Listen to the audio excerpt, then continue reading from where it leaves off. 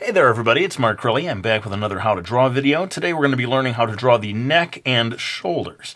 So what I've done is just drawn a head to begin with, and this is more or less accurate to real human anatomy. And you can see, if you look carefully, that the top of the head to the bottom of the head and then to the sides creates the measurement of this initial rectangle, okay? So what I've done is sort of reproduced that on either side. Now sometimes people want to know what is the actual measurement of this rectangle that I've done. So, you know, for your guidance, it's what is it, almost 2.5 inches tall, and what do we have here on the width? About an 1.5 inches exactly, if you want to try to draw at this exact same scale, but mainly you want to get the proportions of it. Let's go ahead and move on to the next thing, which is to talk a little bit about the actual anatomy of the neck. So I'm going to zoom in here so that you can see this a little more closely. All right, so here you see what I feel are the most important muscles to be aware of. These two here and here. It's called, unfortunately for me, the sternocleidomastoidus, which is quite a mouthful. Some people, I think, just call it the sternomastoid for short. In any case, these are the muscles that you will see and have to be aware of as an artist. Now, here we have these bones, the bone structure called the clavicle, and this also is something to be aware of in the final drawing. And finally, what we usually just call the Adam's apple apparently is called the laryngeal prominence. I have to push my glasses back up my nose as I say that one. In any case, I found that it was helpful to sort of get some sense of the actual anatomy before moving on to the drawing. Okay, so let's set this aside and let's get into the next step of the drawing. Okay, so as I said, I've drawn these rectangular guidelines, and what I'm going to do now in time-lapse is add a few more guidelines underneath that are going to help us place the lines of the neck and shoulders. So what I've done here is just drawn 3 perfect squares, right? So it's 1.5 inches on all sides for all 3 of these. And I should say this is just my technique that I've come up with. Real art teachers may feel that it's a crazy way of teaching how to do this, but I found that it was helpful. First of all, for figuring out the width of the shoulders. How wide are they? And then the most tricky thing for me is the angle, the slope of the shoulders. Now, I'm going to start with the neck, and depending on how athletic the person is that you're drawing, we all are aware that the neck can become quite wide, like with a football player or someone like that. What I'm doing is going for a little, slightly athletic, not overly so. And so by looking at that line there, you can get sort of a sense of where to move in. You could also sort of move down from the ears and just move in just a little as your guideline for where to start that. But then watching this box, you get a sense of just passing this line. That's when you want to start hooking over and beginning to find this slope of the shoulders. Now, it might even be helpful to think of this in terms of an actual angle. For me, I'm finding that it's coming ever so slightly more in a horizontal direction than a vertical direction. And that is really the best that I can do, short of pulling out a protractor or whatever and coming up with the actual angle there. But I find that having the box here is going to help me figure out where the end of the shoulders comes. And for me, I'm finding that it's occurring just outside of that perfect square box. All right. Now I'm kind of just simplifying things, curving it around here, giving this guy sort of a round shoulder shape. But what we're going to have to do is start to establish the clavicle bone later on. And I found in a lot of photographs that I studied that clavicle was actually interrupting the contour of the shoulder. Now, in time-lapse, to save time, I'm going to reproduce this exact same line over here. All right, now just to clarify, because I think a lot of people will ask, do you, every time you draw this, are you going to draw these boxes? No, not every single time. I think maybe this is just a way of getting it right the first time so that you can become aware of the relationships between these different things. Now, as I said, we have the clavicle coming across here, and that's what I'm going to start drawing.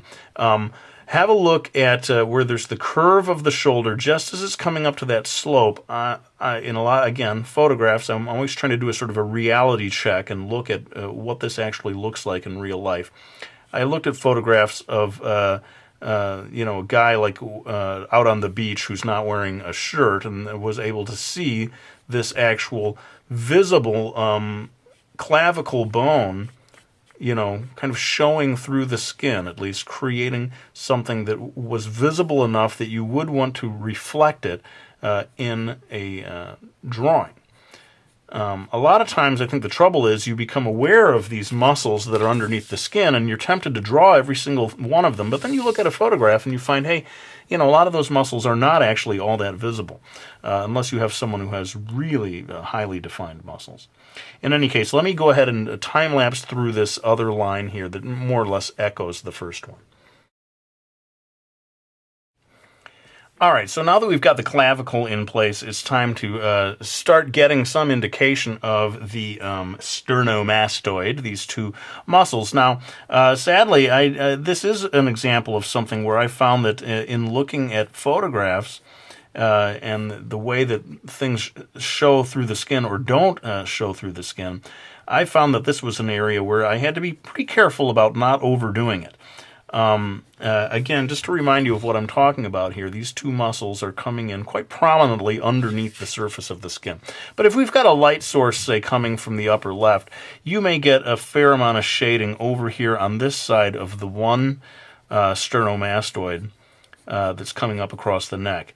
I don't think you're going to get quite so much shading on this one just because of the way, the surface of the skin is. You might get, again, I looked at a photograph and I found that there was a fair amount of shading coming in right here at the bottom of it. Not so much anywhere across here. So, different people may disagree and say, hey, you really ought to put a line like right across here to finish that off. But I'm just going by what I saw in photographs of what happens in real life. And limiting myself to that. So let's go ahead and think in terms of where is the Adam's apple going to be, the laryngeal prominence. And I found that it is quite a bit closer to the chin, at least when someone's looking at you dead on like this, than it is down towards the clavicle.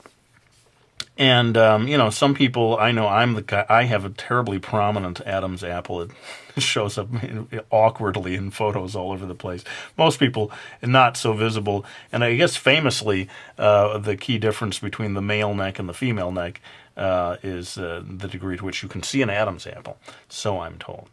But let's go across here and start to indicate a shadow that's formed across the neck by the chin. Again, this is based on a photograph I saw that gave me a sense of at least where the sun was, in that particular photo. It was creating an area of shading or shadow that just fell right across here, keeping this kind of a shape. And you can sort of take advantage of that to maybe, reveal the sternomastoid as it's, I don't want to say coming up through the skin. Sounds like a horror movie. But visible through the skin, above the skin, in the skin. You can see it, man. Anyway, you can see that the shading is helping to reveal the structure underneath. But I would say, actually, 90% of the job for me is just getting these initial lines in the right place. And I would say a lot of times over the years, as I was just winging it, I wasn't getting these lines. I wasn't getting the slope of the shoulders. I wasn't getting the width of the shoulders right, the width of the neck, and so forth. And so that's what I really wanted to focus on with this video. But let's go ahead and move on to final lines with my trusty black Prismacolor, and maybe I can come back and say a word or two to finish off the video.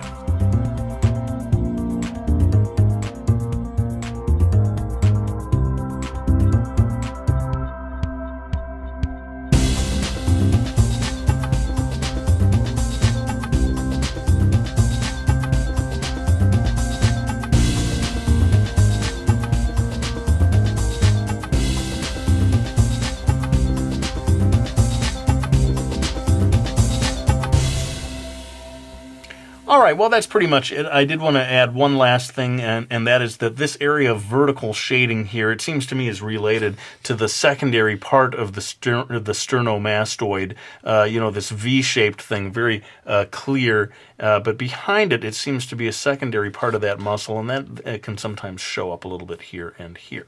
But I want to thank everyone who has supported me by getting any of my books. We've got Miki Falls, we've got Brody's Ghost, we've got Mastering Manga. You guys have been so great about ordering these books, and I really do want to thank you from the bottom of my heart. Though I think I do also need to apologize. No blushies this time, and that is the way it will remain.